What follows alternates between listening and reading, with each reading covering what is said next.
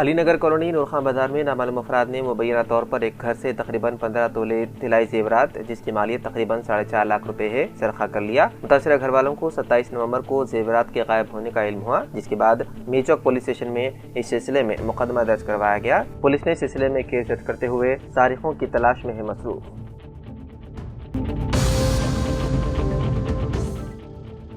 साल 2047 तक $3 ट्रिलियन की मईशत के हदफ को हासिल करने की रियासती हुकूमत की हिकमत अमली के तहत तेलंगाना को 3 जोनों में तकसीम किया जाएगा। वज़ीर आला रेवंत रेड्डी ने तेलंगाना राइजिंग साल 2047 विजन डॉक्यूमेंट पर एक जायज़ा इजलास मुनक़्क़िद किया, जिसकी नक़ाबकुशाई आइंदा माह मुनक़्क़िद होने वाले तेलंगाना राइजिंग ग्लोबल समिट में की जानी है।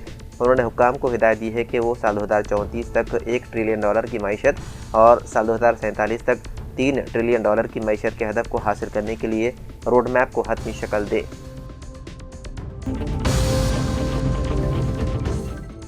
हैदराबाद के इलाके चंद्रानगुट्टा में इक़दाम कत्ल के वाक़े में शदीद ज़ख्मी होने वाले शख्स जुमेरात को इलाज के दौरान ज़ख्मों की ताब न लाते हुए दम तोड़ गया। मुतासरा नौजवान की शनाख्त 35 साला वाजिद खान के तौर पर की गई है, जो सेंटरिंग का काम करता था और चंद्रानगुट्टा में रहता था।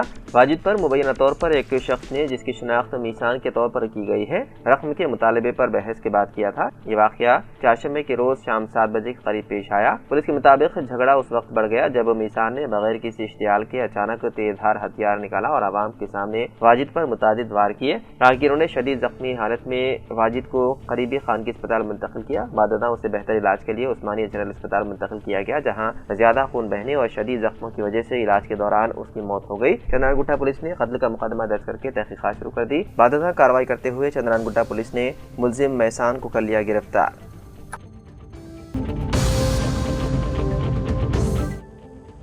तेलंगाना हाई कोर्ट ने मरदमशुमारी के पुराने आदादशुमार की बुनियाद पर आसामियों के रिजर्वेशन में बेज़ाब्तगियों का पता लगाने के बाद वरंगल जिले के केसा समुद्रम मंडल के गांव महमूद पट्टनम के पंचायत इंतखाबात पर रोक लगा दी है। जस्टिस टी माधवी देवी ने उबूरी हुक्म जारी किया, जब तक के इस मसले से मुतालिक पेश करदा नुमाइंदगियों पर कोई फैसला नहीं लिया जाता, इंतखाबात को रोक दिया जाए। दरख्वास्त गुजार की तरफ से पेश होते हुए एडवोकेट रमेश ने इस्तदलाल किया कि हुक्काम ने सरपंच का हुदा और 3 वार्ड दर्जे फहरिस्त कबाइल के लिए रिजर्व किए हैं। हालांकि साल 2025 के वोटर लिस्ट में गांव में सिर्फ 6 ST वोटर थे। उन्होंने कहा है कि कुल 576 वोटर्स में से 250 दर्जे फहरिस्त, 300 पसमानदा तबकात और 20 से ज़्यादा ओपन कैटेगरी के थे। उन्होंने दावा किया है कि रिजर्वेशन मौजूदा इंतखाबी फहरिस्त के बजाय साल 2011 के मरदमशुमारी की बुनियाद पर की गई थी।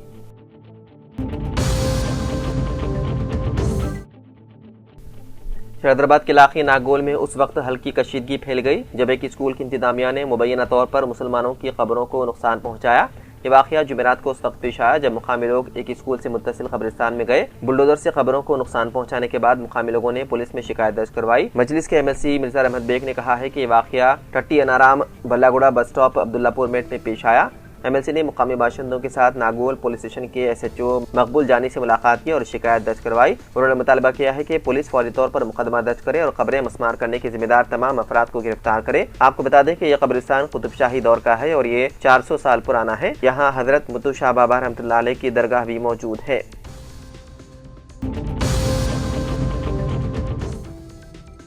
तेलंगाना हुकूमत ने मशहूर सकाफती मरकज रविंद्र भारती के अहाते में लेजेंडरी गुलकार अंजहानी SP बाला सुब्रमण्यम का मुजस्समा नस्ब करने का फैसला किया है। सरकारी ज़राए ने बताया है कि रियासती वज़ीर सयाहत जूपल्ली कृष्णा राव ने सीनियर अदाकार और बाला सुब्रमण्यम के ब्रदर निस्बती सुभले का सुधाकर के साथ रविंद्र भारती का दौरा किया ताकि मुजस्समे की तनसीब के इंतजाम का जायजा लिया जा सके। जूपल्ली कृष्णा राव ने एक पोस्ट में कहा है कि उन्होंने अहदेदारों को कई तजावीज़ दी। आपको बता दें कि आंध्र प्रदेश के नेल्लूर में SP बाला सुब्रमण्यम पैदा हुए। मारूफ गुलकार का इंतकाल साल 2020 में कोविड इन्फेक्शन और सेहत के दीगर मसाइल के बाद हुआ है।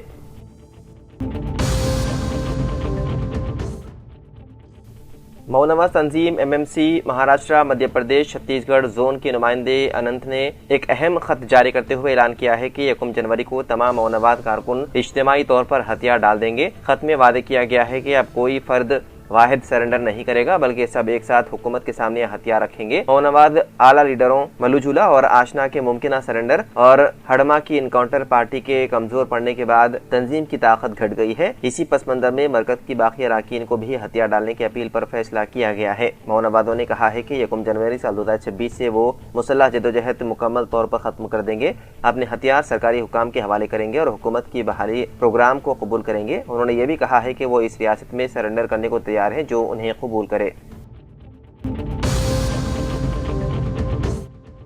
आंध्र प्रदेश के कृष्णा लिंका इलाके से ताल्लुक रखने वाले 2 कम उम्र तलबा, एक 13 साल लड़का और एक 14 साल लड़की कमसिनी की उम्र में मोहब्बत के जज्बात में बहकर साथ रहने की नीयत से घर से फरार हो गए। दोनों एक ही स्कूल में तालीम हासिल कर रहे थे और गुज़िश्ता 2 बरसों से एक दूसरे को जानते थे। वो खुद को एक दूसरे से मोहब्बत करने वाले समझते थे। चारशंबे के रोज लड़के की सालगिरह थी, वो स्कूल नहीं गया, जबकि लड़की ने घर वालों से स्कूल जाने का बहाना किया और सीधे लड़के के घर पहुंची। उस वक्त लड़के के वालिदैन घर पर मौजूद नहीं थे। दोनों ने मिलकर केक काटा। बाद में लड़का स्कूल गया और दोस्तों में चॉकलेटें तकसीम करके वापस आ गया। लड़की अपने घर लौट गई। दोपहर के खाने के बाद लड़की ने फिर स्कूल जाने का बहाना किया और लड़के के घर आ गई। उसके बाद लड़का अपने वालिद का मोबाइल फोन और घर से 10,000 रुपए लेकर लड़की के साथ हैदराबाद के लिए रवाना हो गया। जब लड़की स्कूल वक्त गुजरने के बावजूद घर वापस नहीं आई तो घर वालों ने स्कूल में पूछताछ की, जहां पता चला कि वो स्कूल आई ही नहीं। तलाश बेसौध होने पर वालिदैन ने कृष्णा लिंका पुलिस स्टेशन में शिकायत दर्ज करवाई। पुलिस ने सीसीटीवी फुटेज की जाँच की तो लड़की और लड़के को स्कूल यूनिफॉर्म में एक साथ जाते देखा गया। इसी दौरान लड़के के वालिदैन ने भी अपने बेटे की गुमशुदगी शिकायत की। इब्तिदाई तहकीकात में वादे हुआ है कि दोनों हैदराबाद जा चुके हैं। पुलिस ने लड़के के मोबाइल फोन की निगरानी की। फोन बंद होने के बाद जैसे ही ऑन हुआ उनकी लोकेशन से पता चला कि वो हैदराबाद में है, जिस पर पुलिस फौरन वहां रवाना हो गई। चारशंबे की रात तकरीबन 10 बजे दोनों नाबालिग बच्चे हैदराबाद के वनस्थलीपुरम पहुंचे और फिर ऑटो रिक्शा के जरिए तुक्कुगड़ा इलाके गए, जहां वो किराए के घर की तलाश में थे। ये सूरत हाल देखकर एक ऑटो ड्राइवर ने उन्हें घर ले जाकर तफसीलात मालूम की और वालिदैन को इत्तला दी। इसी दौरान पुलिस भी वहां पहुंच गई और दोनों नाबालिग बच्चों को तहवील में लेकर उन्हें वापस विजयवाड़ा ले आई और वालिदैन के हवाले कर दिया। तेलंगाना रियासत के सरकारी स्कूलों में बढ़ती हुई बेकायदगियों, लापरवाही और फंड्स के बेजा इस्तेमाल की शिकायतें मंजर-ए-आम पर आने के बाद महकमे तालीम और जिला इंतजामिया ने बड़े पैमाने पर कार्रवाइयों का आगाज कर दिया। आला हुकाम के मुताबिक मुख्तलिफ अदला से वसूल होने वाली शिकायतों ने तालीमी निज़ाम के संगीन खामियों को बेनकाब कर दिया है, जिनमें मिड डे मील स्कीम की बदइंतजामी, टीचर्स की गैर हाजिरी, तलबा के साथ बदसलूकी और सफाई की नाक़िस सूरत हाल शामिल है। मकामी अवाम ने डायरेक्टर स्कूल एजुकेशन से शिकायत की है, जिनमें चंद टीचर्स अपने फ़राइज़ में गफलत बरत रहे हैं। वज़ारत तालीम का कलमदान वज़ीर आला ए रेवंत रेड्डी के पास है। कलेक्टर्स और DEOs चीफ मिनिस्टर को जवाबदेह है, जिसकी वजह से ओहदेदार फौरी हरकत में आ गए। बड़े पैमाने पर स्कूल के मुआयने और कार्रवाई की जा रही है। सिर्फ माह नवंबर में 20 टीचर्स और हेडमास्टर्स को मुअत्तल कर दिया गया। आला ओहदेदार बगैर कोई इत्तला दिए अचानक स्कूल का दौरा कर रहे हैं। ओहदेदारों ने बताया है कि टीचर्स की मुअत्तली के पीछे कई वजूहात हैं, जिनमें PM श्री स्कीम के फंड्स का गलत इस्तेमाल, नशे की हालत में स्कूल पहुँचना, तलबा के साथ गैर इंसानी सलूक, सीमित ग़िज़ा के इस्तेमाल से तलबा की सेहत पर असर पड़ने, सरकारी स्कीमात के खिलाफ व्हाट्सएप पर पैगामात फैलाना और स्कूल में सफाई को मुकम्मल नज़रअंदाज करना भी शामिल है।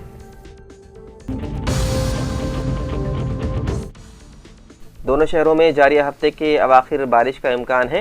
महकमा मौसमियात ने कहा है कि बेशतर अदला में 29 और 30 नवंबर व 1 दिसंबर को भी बारिश का इम्कान है। मौसम में आइंदा 2 दिन में तब्दीली पर हुक्काम ने बताया है कि रात में दर्जे हरारत में गिरावट का सिलसिला आइंदा 2 दिन के बाद बंद हो जाएगा और बारिशों का सिलसिला बंद होने के बाद दोबारा सर्दी की लहर रिकॉर्ड की जाएगी। खलीज बंगाल में तूफान सिनियार के रुख में तब्दीली से तमिलनाडु में बारिशों का सिलसिला जारी है, लेकिन तेलंगाना के बेशतर अदला में बारिश के इम्कान थे। 2 यौम कबल कई अदला में बारिश हुई, लेकिन हैदराबाद और सिकंदराबाद में बारिश नहीं हुई थी।